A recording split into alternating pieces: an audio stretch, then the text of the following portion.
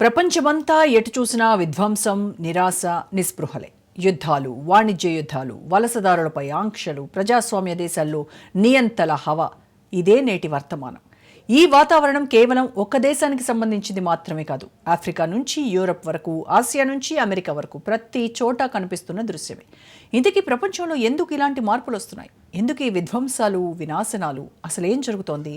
ఎందుకు జరుగుతోంది? ప్రపంచమంతా విధ్వంసం, నిరాశ, నిస్పృహలే. ప్రపంచంలో ఎందుకు ఇలాంటి మార్పులు? ఏం జరుగుతుంది? ఎందుకు జరుగుతుంది?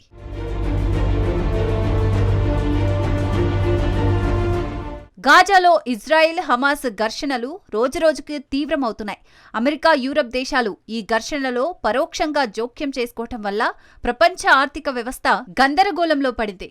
ఉక్రెయిన్ రష్యా యుద్ధం ఇంకా ముగియలేదు. ఆయుధ పరిశ్రమలు రికార్డు లాభాలు ఆర్జిస్తున్న మానవ జాతి మాత్రం శవపేటికలతో నిండిపోతుంది. యుద్ధమంటే కేవలం రెండు దేశాల మధ్య ఘర్షణ మాత్రమే కాదు, అది మిగతా ప్రపంచాన్నే మింగేస్తుంది. చమురు ధరలు పెరుగుతాయి, ఆహార సరఫరా ఆగిపోతుంది, వలసదారులు కొత్త గమ్యాల కోసం దిక్కుతోచని స్థితిలోకి వెళ్తారు. ఇదిలా ఉంటే మరోవైపు చైనా, అమెరికా మధ్య కొనసాగుతున్న వాణిజ్య యుద్ధం కొత్త శకానికి నాంది పలికింది. శతాబ్దాలుగా స్వేచ్ఛా వాణిజ్యమంటూ గొప్పలు చెప్పుకున్న దేశాలు ఇప్పుడు సుంకాలు, పరిమితులు, ఆంక్షలు విధిస్తూ తమ మార్కెట్లను కాపాడుకుంటున్నాయి. ఫలితంగా అభివృద్ధి చెందుతున్న దేశాలు మరింత దెబ్బతింటున్నాయి.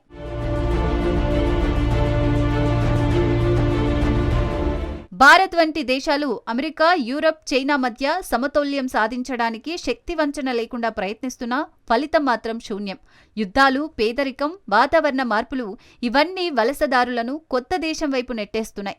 కానీ ఆ దేశాలు వారిని అంగీకరించటం లేదు.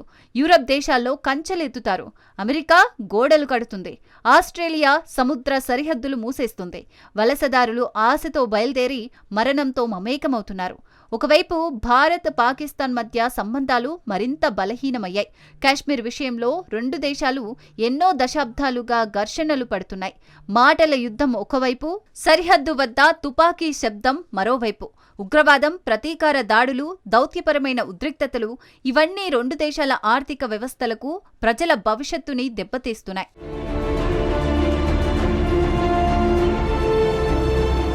ఇప్పటివరకు ప్రజాస్వామ్యం అంటే ఓటు హక్కు, స్వేచ్ఛ, సమానత్వమని నమ్మిన ప్రజలు ఇప్పుడు కొత్త సత్యాన్ని అనుభవిస్తున్నారు. ప్రభుత్వాలు, ఎన్నికల బరిలో గెలిచిన నాయకులు ఒకసారి అధికారంలోకి వచ్చాక నియంతలలాగా ప్రవర్తిస్తున్నారు. దాంతో న్యాయ వ్యవస్థపై ఒత్తిడి పెరుగుతుంది. ఫలితం ప్రజాస్వామ్యం పేరుతో నియంతృత్వ పాలన కొనసాగుతుంది. ఇక మరోవైపు ఆర్టిఫిషియల్ ఇంటెలిజెన్స్, ఆటోమేషన్ అనే పేర్లతో సాంకేతిక విప్లవం కొనసాగుతుంది. ఇది ఒకవైపు అవకాశాలను సృష్టిస్తుంటే మరొకవైపు లక్షలాది ఉద్యోగాలను మింగేస్తోంది. యంత్రాలు మనుషులను భర్తీ చేస్తున్నాయి. భవిష్యత్తు అనే పదం సాంకేతికతను చూసి ప్రకాశంగా వినిపిస్తున్నా ఆ భవిష్యత్తులో సాధారణ మనిషికి చోటుందా అన్న అనుమానం పెరుగుతోంది.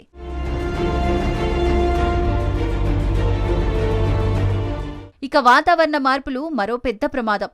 తుఫానులు, వరదలు, ఎండలతో సహజ విపత్తులు పెరుగుతున్నాయి. గ్రీన్ ఎనర్జీ గురించి మాటలు బాగున్నా ప్రపంచ దేశాలు ఇప్పటికీ బొగ్గు, చమురు, గ్యాస్ పైనే ఆధారపడి ఉన్నాయి.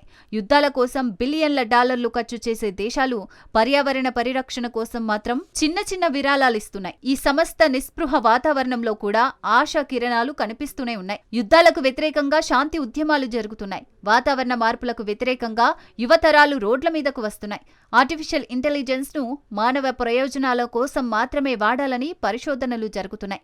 అంటే విధ్వంసం ఎంత పెరిగినా మానవాళి పునరుద్ధరణ శక్తి ఇంకా బతికే ఉంది.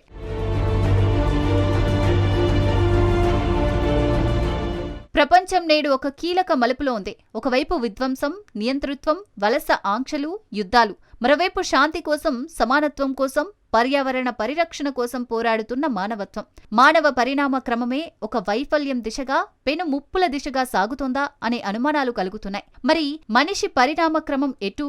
అంతరిక్షం వైపు పయనం చేసి ఒక ప్రకాశవంతమైన భవిష్యత్తు నిర్మించాలా, లేక స్వార్థపు నేతల చేతుల్లో పడిపోయి విధ్వంసపు చీకటిలో మునిగిపోవాలా? మనం ఎటు వెళ్తామన్నది చూడాలి.